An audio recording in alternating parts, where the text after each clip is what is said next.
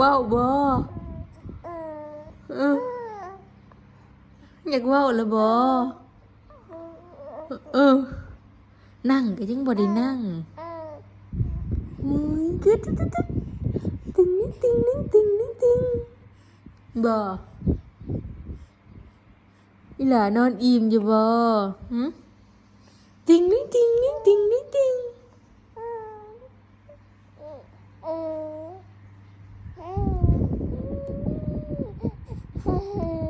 อ้ยโดยมันจักลิ่นกล้องอีกบ่นี่ฮะบอกสวัสดีค่ะแล้วสบายดีพ่ออ้อยออกเกลือหมูโอ้ยช่างเลยพี่น้อง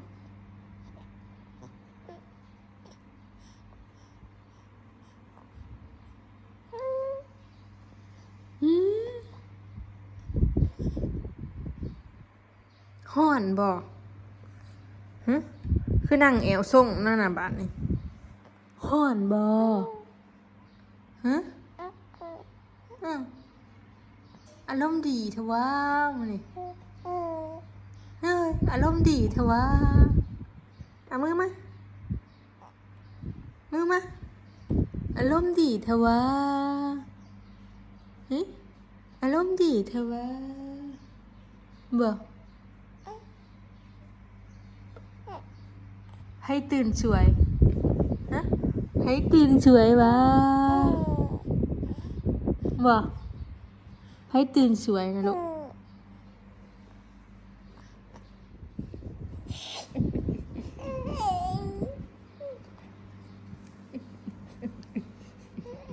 เก็บฮะนะ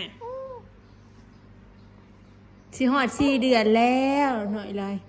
วันที่14อาทิตย์หอด4 เดือนเลยได้นะลูกโดยสิหอด4 เดือนเลยแม่นบ่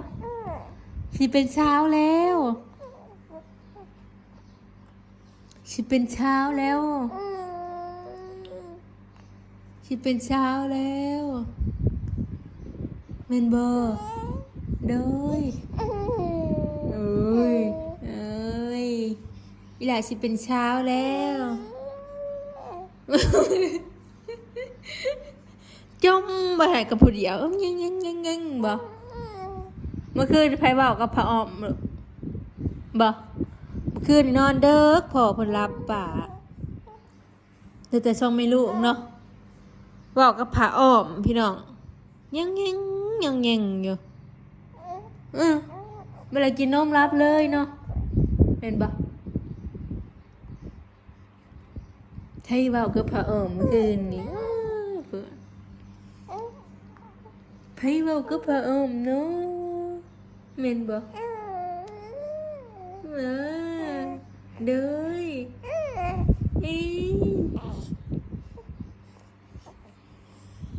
หุ่นเด้เบิ่งในขาเพิ่นนี่นะ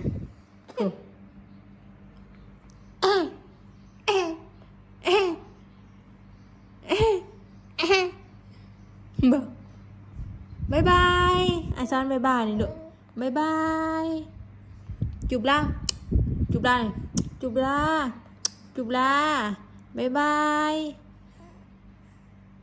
เบิ่งในขาเพิ่นนี่เป็นขออยู่คนชิอ้วนเมื่อหนาบ่นี่บ่เฮ็ดอาตัดสิเนาะคนชิอ้วนเมื่อหนาบ่ฮะอันนี้ในติงใน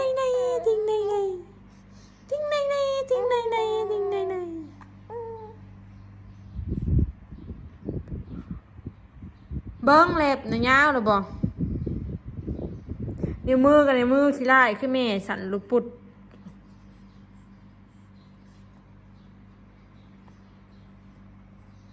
เล็บเริ่มยาวอันนี้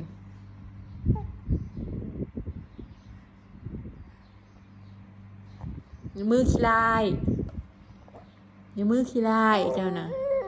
ฮ้อนพี่น้องเอ้ยตื่นมากก็ฮ้อนอบอ้าวมื้อนี้สิฮ้อนกว่าทุกมื้อเนาะเด้ย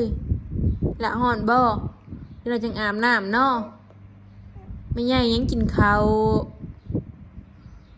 คันลูกแต่เช้าก็ได้เฮ็ดนั่นช่วยมาแล้วก็แล้วเบิดพอเพิ่นเอาไปเกลือหมูกินข้าวเช้าแล้วจึงออกบางมื้อก็ออกเข้ามาจังกินข้าวคันออกผัดคันออกเกลือผัดเพื่อสิเกลือแล้วผัดเข้ามา9 โมง 8 โมงแหละก็เลยให้กินข้าวแล้วจึงออกหน่อยเลยจังบ่เมื่อยเนาะแม่นบ่แม่นบ่อะจริงในจริงในหุ่นเด้ขั้นแขวพี่น้องเอ้ยเชิญเราจะตีตุ้มๆมาโลดหุ่นแม่นบ่หุ่นเด้เฮ็ดหยังน้ำลายนะฮะนี่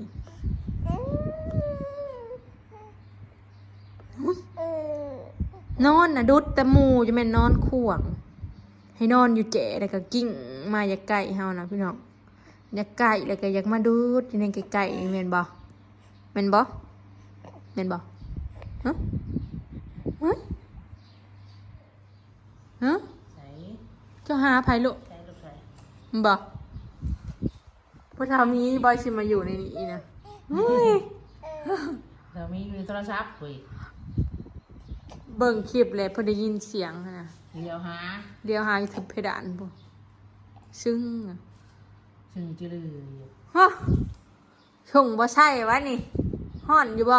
อาบบ่น้ำอาบอยู่บ่บ่อยากนอนบ่ฮะ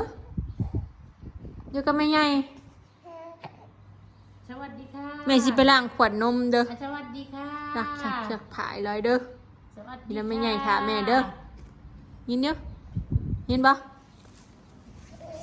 กำลังเป็นกระโตตะกี้น่ะหยอดเนาะแม่เนาะแก้มมีเลี้ยวข้างหนึงนี่นะสิได้เปลี่ยนข้างนอนอีกแล้ว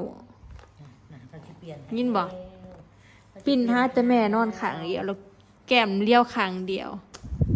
พยายามเอาน้ำนอนขังพุ่นเลย กลางคืนน่ะ กินแล้วมันสิอย่างเฮิงก็ บ่เคยนอนหงายเด้พี่น้อง กอง อลิสนี่นะ ผู้เข้า มีแต่นอนเมฆก็ตะแคงบ่ได้นอนหงายเพิ่นบ่มักนอนหงายแต่เกิด นั่ง พุ่น ไอ้ แหละ มือมันจะยากๆอย่างเดียวโอ้ถ้าผีดูพยายามเนาะนี่นะ โอ้ดีดใส่ดุง แก้มากตาตีนมันคูดไว้เลย ๆตัวจริงนะก็บ่ได้ดำปานนี้ดอกพี่น้องตอนเป็นในกล้องซะร้อยเนี่ย อยากว่า โอ้ย เห็นกล่องนะนี่ ฮู้จักลิ้นกล้องได้พี่น้องคันเห็นกล้องเอาเว้าเขาใช่บ่ได้เว้าพี่เอามาย่างพี่ลูกมาพี่มาย่างมาหาแม่มามาไว้นี่มาเอ้ยย่างมาไว้เอาย่างด้วยไหมย่างเนี่ย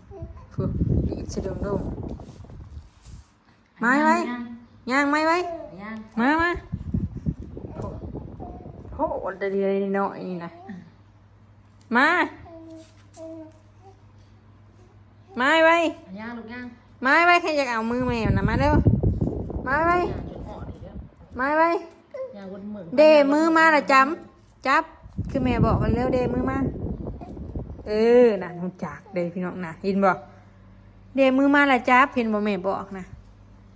เฮ้ย ย่างไปเรื่อยย่างไปหอดใจบาดเลยนะไม่ใหญ่ก็เมื่อยแต่ว่าเฮ้ยสีตัวนี้ยี่สิบย่างมันท่านในช่วงพ่อย่างย่าง ตัวยังบริคานจำดูเอ้ยมันตุ่งพัดลมนานไม่ไว้เก่งอลี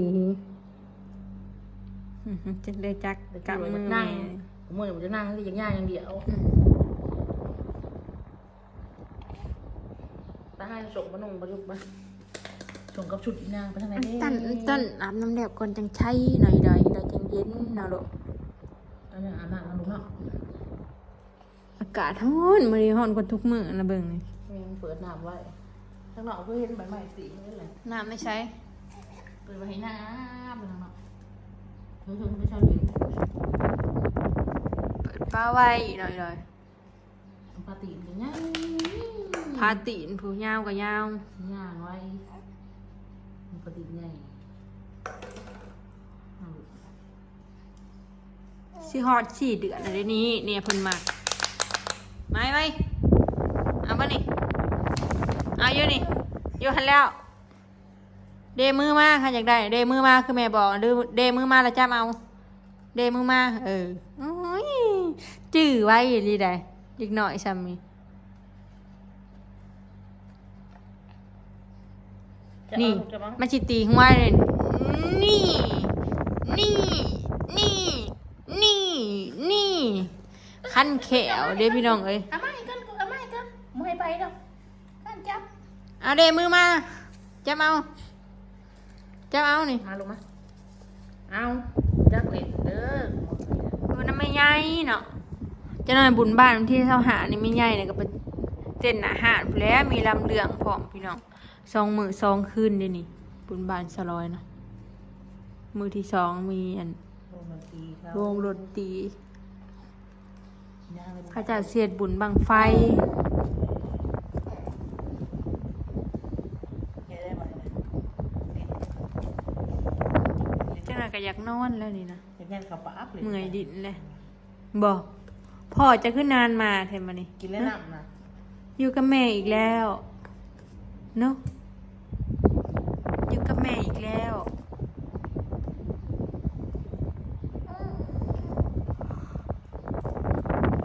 บ่พ่อได้ไปทางใดดอก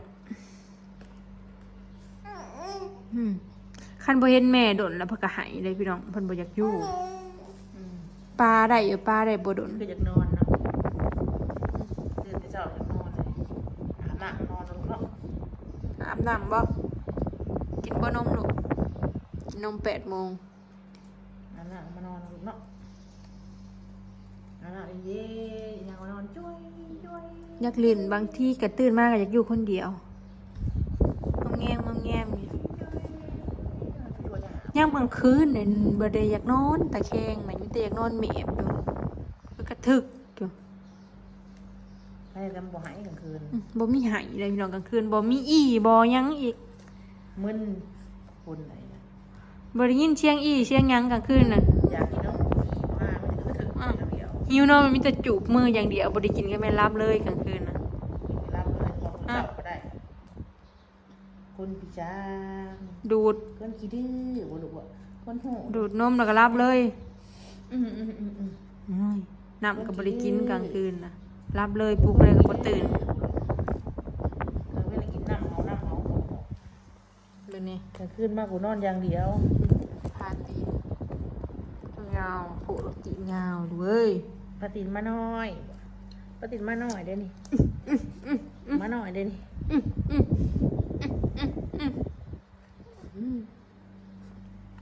เล่นอย่างเดียว ว้าย